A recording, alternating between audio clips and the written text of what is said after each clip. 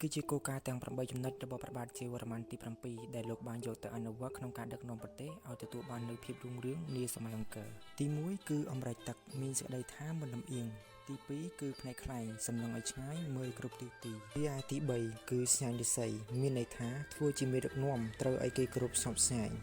ទី4គឺសម្ដីអ៊ីសូសម្ដីតឹបគេគ្រប់គេស្ដាប់បង្គាប់និងអនុវត្តតាមទី5គឺថ្ងោព្រះឥន្ទជាថ្នាក់ដឹកនាំតែងតែខ្វល់ខ្វាយជានិច្ចអំពីសុខទុក្ខរបស់ប្រជារាស្ត្រទី6គឺសុបិនសួរអ្នកដឹកនាំត្រូវសម្រេចកិច្ចការតាមបំណងរបស់រាស្ត្រចំណែកឯទី7គឺខួបទុនសាយជាបុគ្គលឆ្លៀវវៃដោះស្រាយវិបត្តិរបស់រាស្ត្រដោយសន្តិវិធីទី8គឺសម្ដេចស្រមោចជួយឲ្យប្រជារាស្ត្រសម្បូរសប្បាយនិងនគររុងរឿងដោយសារតែការអនុវត្តនៅគោលការណ៍ទាំង8ចំណុចនេះហើយដែលធ្វើឲ្យនៅរជ្ជកាលនៃព្រះបាទជ័យវរ្ម័នទី7ធ្វើឲ្យនគរខ្មែរមានភាពរុងរឿងនាសម័យនោះ